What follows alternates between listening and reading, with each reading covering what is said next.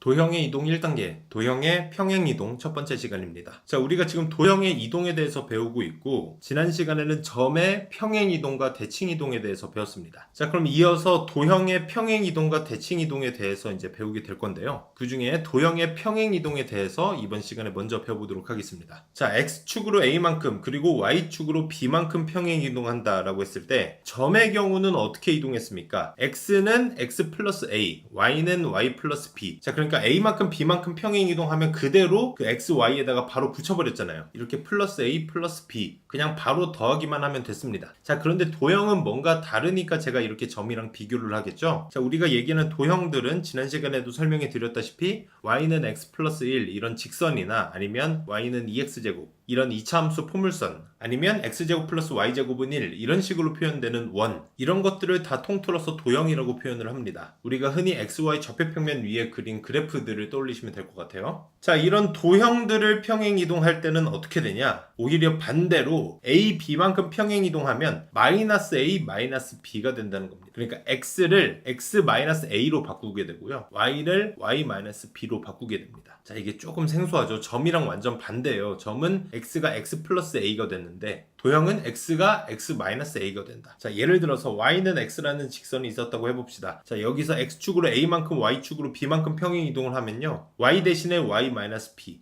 x 대신에 x 마이너스 a가 된다는 거예요. 자, 이게 왜 이렇게 되는지 간단히 설명해 드리겠습니다. y는 x라는 직선을 다시 한번 볼게요. 여기에서 y축으로 지금 b만큼 평행이동 했잖아요. 이게 왜 y 마이너스 b가 되냐? 이게 상식적으로 납득이 안 되시는 분들이 있을 수 있는데요. 자, 여기서 이 마이너스 b를요, 반대편으로 넘겨주면 어떤 효과가 되냐면 y는 x 플러스 b가 됩니다. 자, 이게 무슨 의미냐면 원래 y는 x였잖아요. 그런데 y는 x였는데 그 뒤에 플러스 b가 붙은 거예요. 결국에 y값이 플러스 b가 된 겁니다. 그러니까 y 대신에 y-b라고 해둬야 그걸 y는으로 고쳤을 때 마이너스 b가 반대편으로 넘어가면서 오히려 플러스 b가 된다는 거죠. 자, 이 부분이 조금 생소하실 수는 있는데 이해가 안 되시면 그냥 암기를 하셔도 크게 상관은 없습니다. 이건 여러분들의 이해를 돕기 위해서 그냥 간단히 설명을 해드린 거예요.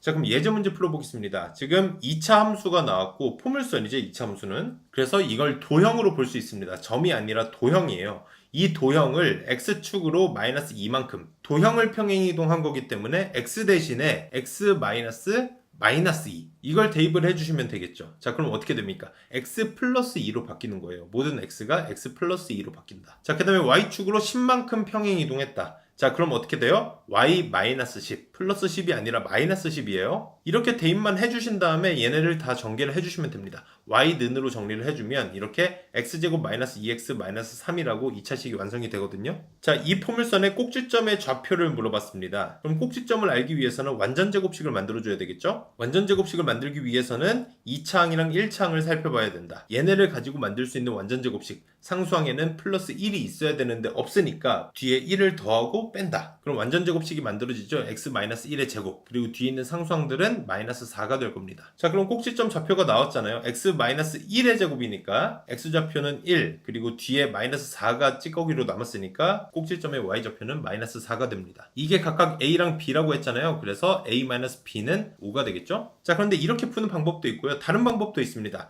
애초에 이 포물선의 꼭지점의 좌표를 먼저 구했다고 쳐볼게요. 자, 그럼 이 꼭지점을 x축의 방향으로 마이너스 2, y축의 방향으로 10만큼 평행 이동할 수도 있잖아요. 어차피 꼭지점이 평행 이동된 좌표만 궁금한 거니까. 자, 그럼 이 경우는 어떻게 되냐면요, 꼭지점이 원래 p, q라고 했을 때 p-2, q 플러스 10으로 바뀌게 됩니다. 그러니까 x축의 방향으로 마이너스 2만큼 평행 이동했으니까 마이너스 2를 그대로 해줬고 y축으로도 플러스 10을 그대로 해줬어요. 왜냐면 얘는 점의 평행 이동이기 때문이에요.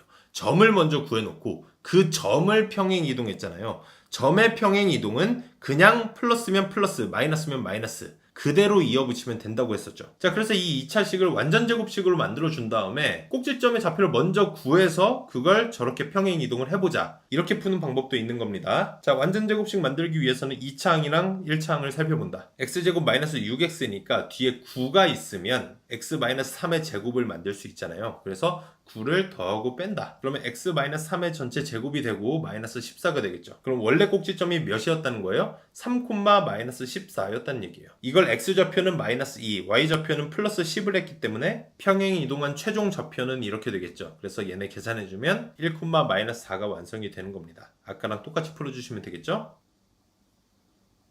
자, 다음 문제 보겠습니다. 이번에는 원의 방정식이 주어져 있고요. 이 원의 방정식을 아래 원으로 옮겼다 그랬어요. 지금 둘 다 우변을 보니까 6이 있잖아요. 그러니까 반지름의 제곱은 6이다. 반지름의 크기가 똑같은 겁니다. 자, 원 같은 경우는 반지름의 크기만 똑같으면 평행 이동해서 어떻게든 끼워 맞출 수 있겠죠. 그래서 위에 있는 원이 아래에 있는 원으로 되면서 x축을 얼만큼, y축을 얼만큼 이동했는지 먼저 살펴보겠습니다. 자, 우선 x 플러스 7이 x 플러스 3이 됐어요. 그 말은 모든 x가 x-4가 됐다는 거잖아요. 위에서 아래로 내려오면서 마이너스 4가 됐기 때문에 x 대신에 x-4를 대입한 효과랑 똑같죠. 그 말은 x축으로 플러스 4만큼 평행 이동했다. 자, 도형의 평행 이동이기 때문에 x가 x-4가 됐다는 건 오히려 x축의 방향으로 플러스 4다. 자, 그럼 이번엔 y를 볼게요. y 플러스 1이 y-4가 됐습니다. 그 말은 모든 y가 y-5가 되는 거랑 똑같은 효과가 되겠죠. 자, 그럼 y 대신 y-5를 대입하는 건 어떤 경우예요? y축으로 플러스 5만큼 도형의 평행 이동이기 때문에 다시 한번 말씀드리지만 마이너스 5가 됐다고 하면 플러스 5로 바뀐다. 그래서 x축으로 4만큼 y축으로 5만큼 평행 이동했다는 얘기죠. 이거랑 똑같이 평행 이동을 하면 이 직선은 어떻게 평행 이동이 되냐는 거죠. 자, 그럼 어떻게 됩니까? x축으로 4만큼이니까 x 대신에 x-4,